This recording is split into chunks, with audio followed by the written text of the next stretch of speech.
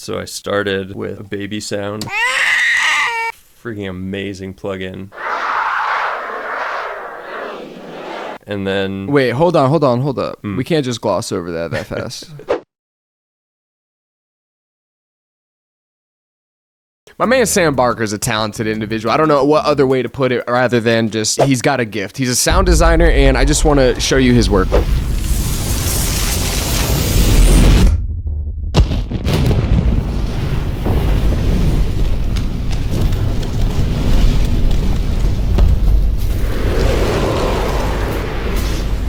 So today Sam's going to be breaking down two of his more viral sound design re-edits. One is from Demon Slayer, the other is from Jujutsu Kaisen, and then what he doesn't know is for the third one, I'm throwing a wrench in there, I'm challenging him. He's got 30 minutes to sound design on the spot Goku going Super Saiyan Blue for the first time from Dragon Ball Super. So let's see if he can do it, man. Is he going to step up or is he going to flop? I'm so excited. This is a random niche thing that I nerd out on, but I just want to get into it. What are you doing today? What are we doing? Yeah, so I'm a sound designer. I just started posting these anime re-sound designs on Instagram and TikTok. I just love to break some of them down for you. Man, yeah, please, man. And some of these are going to be Dolby Atmos, binaural, so probably going to need headphones to really hear it correctly. I got my JBL. I got the $20. Good. Hell yeah. Besides that, yeah, I'm just going to break down these scenes and, kind of go through the different layers that go into building a scene. They're like 30 to a minute long usually. Okay. I want to see it in action. Yeah, absolutely. Let's start by just full screening. Okay, good. This is Swordsmith Village arc.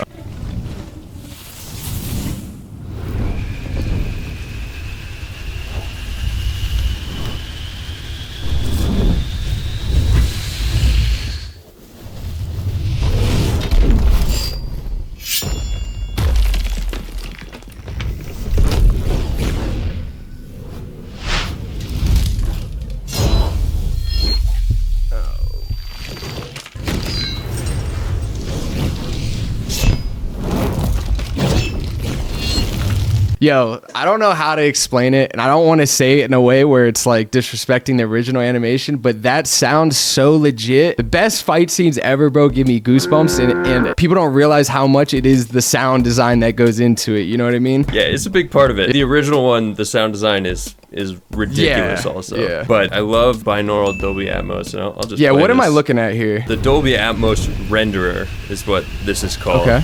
And basically you assign different sounds to different objects, and the objects are represented as these little green balls here. Yeah. And the kind of circles around them is how big they are. And then, yeah, you're basically just automating these to move in space. And another way to look at it is I see. The head is in the middle, so that's like where our head is. Okay. And all these sounds are whipped. So these sounds are actually whipping around like that. Yeah. Oh man. Yeah. And that's ridiculous. Yeah, and certainly it would sound better in surround, but I think like headphones get you 80% of the way there with Atmos like binaural. But yeah, and I mean if you want to look at some of the automation. Oh Jesus. I want to see how deep this rabbit hole goes for this. So is that like panning and stuff? I see the automation there. Yeah, these are literally just for the pan automation. So what are the sounds? Like, do you sound design them, or do you have like a big stash of like bass sounds and then you tweak them based on the scenes, or how does this work? Yeah, so it's a bit of both. Obviously, I'm using big libraries. One of the major ones I use is Soundly. Okay. Which is a subscription-based service. I guess the equivalent would be like Splice, I would say. Yeah, and Splice does have some like cinematic effects. It can be hit or miss with those on Splice. For instance, let's take this texture here. Without plugins, it's really just like a that's so sick. Wind ambience. Yeah, throwing it through a granulizer and EQ automation to get it to have that like whine width. It's just so just that like, little thing though that just makes it that 5% better, that 10% better, that just adds up just with that one sound. And then you add these little percentages up of these little details and you get some goosebump inducing scenes. And that's a lot of sound design is layering. A lot of layers. and Okay. Trying to find the right sound. Do people come to you with a scene and kind of give you an idea, or is that like you're just straight up a canvas, or do they give you like very strict parameters and guidelines, or if it's... It's a great question. It depends on how big the project is. Like for my actual professional work where I'm, working for someone, they're getting like specific creative direction from a producer, and then it's coming down the chain. Yeah, delegating it down me. and making sure everybody's on the same plan. The bigger, more studio projects, they have creative directors for that, and you got to kind of A vision that you got to adhere by. Yeah. I've only been working for about a year and a half in sound design. It's crazy. And at the top levels, it gets really intense, and creative direction is very specific. Yeah, so these are the sword sounds kind of put together, layered.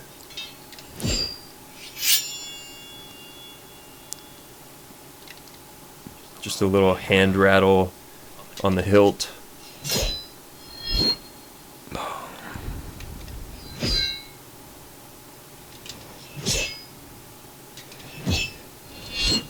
There is kind of a fine line when it comes to layering. You want to layer enough to get like depth, but not so much that you can't like pick out the individual stuff. But yeah, then together the sword sounds.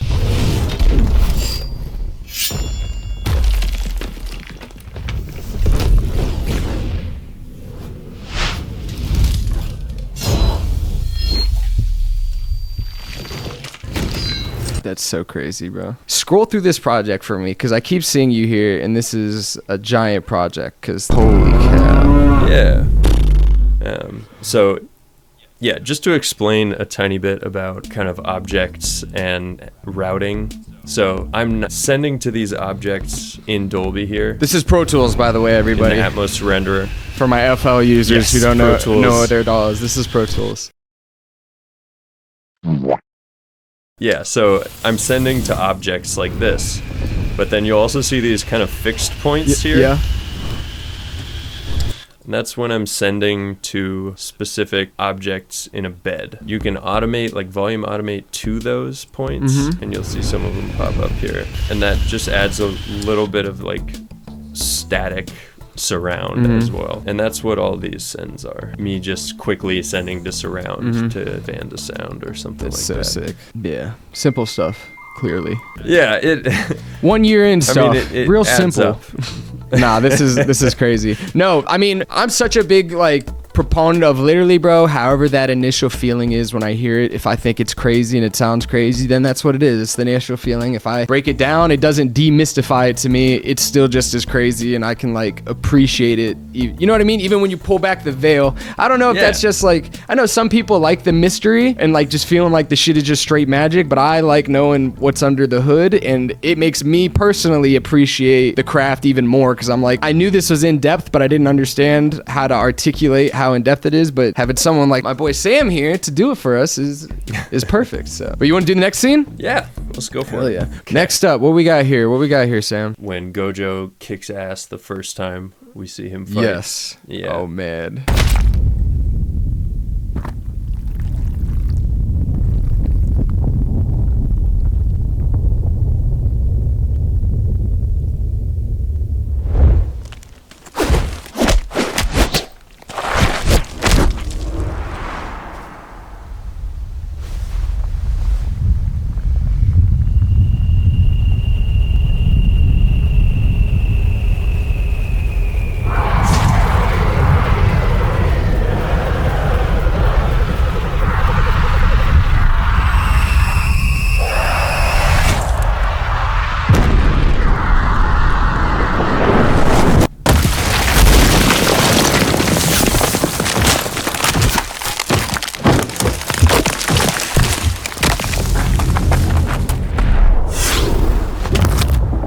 Bro, I feel it like everywhere. I don't know how to explain it. I feel it everywhere. Like I felt it in my elbow a little bit. I felt a weird sound in my calf. I don't know what you're putting into this.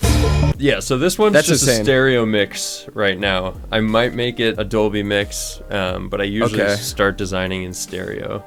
Just because it simplifies things. The big elements in these are obviously like fight scene sounds, whooshes, gore, which is all that crunchy and slimy stuff. Oh, the moist sounds. Yes, moist. So when you work on it, let me ask, do you just loop the clip and just keep it looping? Or like, what's your workflow when do you just drag in sound and slowly start building it? Pretty much, you know, Richard King, like a really famous sound designer, says start with one thing. And that, like for this, I started with the punches, which is just going to be these, you know, crunchy sounds, and then I moved on to swooshes. Building which, yeah, once you get the big stuff done, you start adding like little elements like ambience, which we can add in real quick, just like the sound of the trees. You can hear in the background. Like that. That's one of the bigger elements of this. One thing I love about anime is these like energy balls and moments like that. A little key blast type stuff.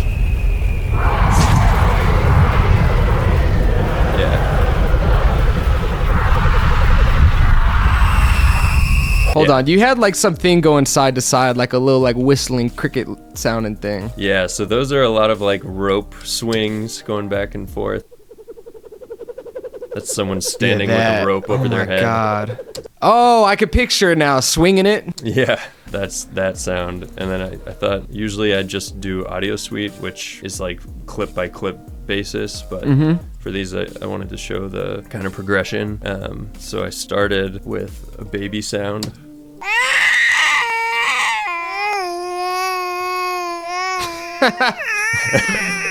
What the? It's just a bunch of babies screaming kind of clipped together. And then Krotos Dehumanizer is a freaking amazing plugin. And if you really push it kind of has this like aliasing effect, and you can turn it into this.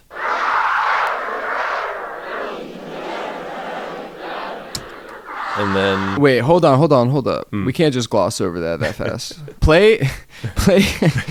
What was it before? Just play it side by side, off and on. Cause what the flop? Sure. Excuse my language.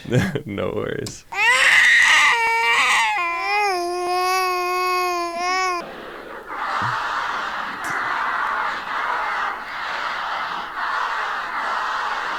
Yeah, it's just a mangler pretty much that overlays like this is a Bengal tiger. Wow, overlaid that's ridiculous on that, and then just destroyed. You're just like, here, oh, this is so unlistenable. This is perfect. I'm gonna use this and make it sound insane for Energy Ball. Like I don't understand the thought process at all here, but the woman who sound designed the first Top Gun film, in all the jet sounds overlaid Bengal tigers roaring and all this stuff, and it doesn't make sense, you know, from the outset, but in context, it often, you know, things crying or screaming adds a little more. And that's so weird in a way. That's so weird in a way because it relates to like music with, in terms of, you know, that because you are like, it's your passion, so you know some of the history behind this stuff, so you can use that knowledge. But I always try to explain that to people with the music stuff. You got to really understand like the history of it and just like what you're going for. You got to understand it fully, which includes having a bunch of knowledge about how it was done in the past or techniques people used, you know, for previously. Sure. Yeah, like get the you knowledge, can adapt that. Get the knowledge from the past and then bend it to your will. Modernize it. Yeah, modernize it. Yep. That's sick though. That's actually mind blowing.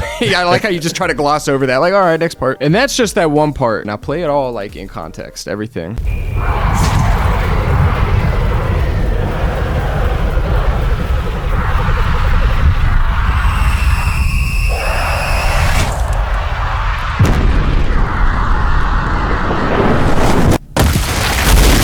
So that's so sick, bro. Thanks. Yeah, and then all that, you know, like tree destroying and dirt sounds is a whole nother kind of layer.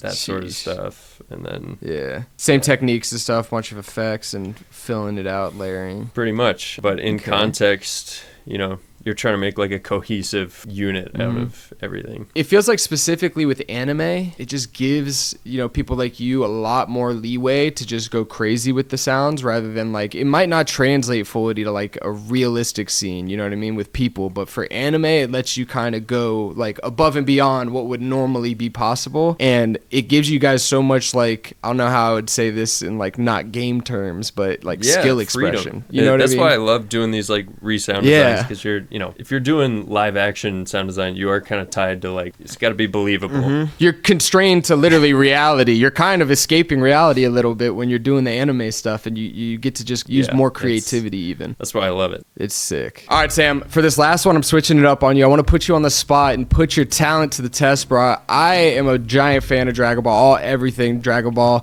GT, even Dragon Ball GT, Dragon Ball Super, Dragon Ball Z, all that stuff. I am challenging you to edit an anime scene right here, Dragon Ball Super scene. Part of the challenge with Dragon Ball is every sound they use is iconic. Some big shoes to fill. Yeah, it does have a very distinct sound, but yeah, especially that iconic scene. You have Goku going Super Saiyan Blue. That's the first time, right? That's the first time. That's like his first transformation. The pressure's on you. You got 30 minutes, bro. Get to it. I'm gonna leave you alone, Locky. All right, sounds good. See you in 30.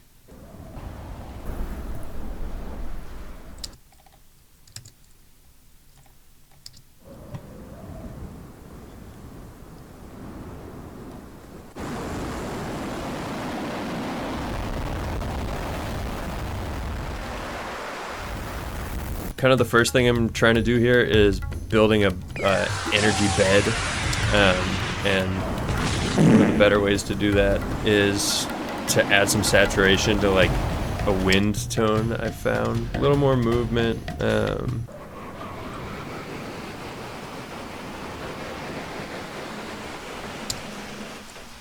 Sick. And that'll be like a good starting point. I might tweak that later on. Let's find like, yeah, something like that. Then I'm gonna strip silence real quick. My goal on this is gonna be to integrate some like new age sound design and then also some classic anime sounding made with analog synths. General wind ambience.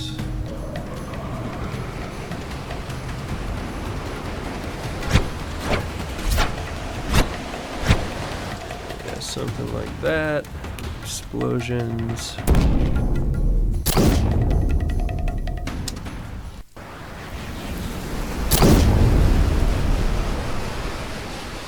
Alright, now let's do some swooshes.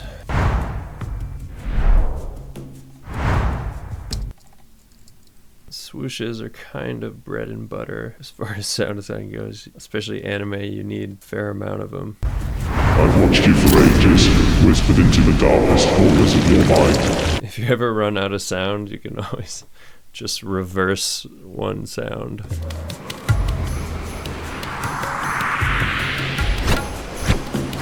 In the name of justice, in the pursuit of freedom, with the power of God and friend fighting on my side, I hereby exile you from this plane.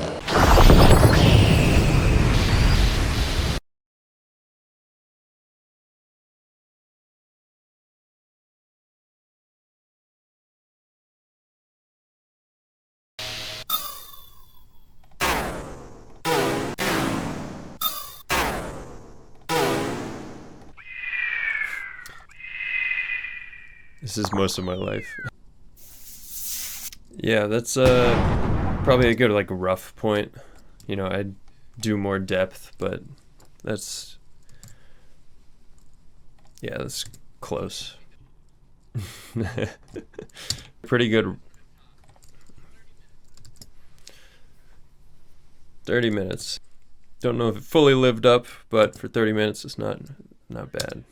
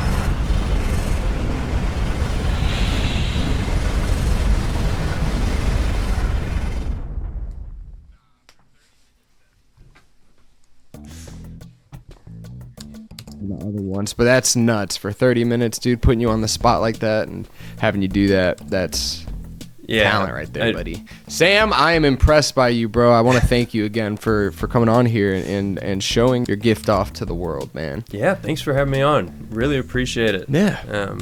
All right. All right, guys. Love you. Bye. I try to end these videos really fast and abrupt. Just to smash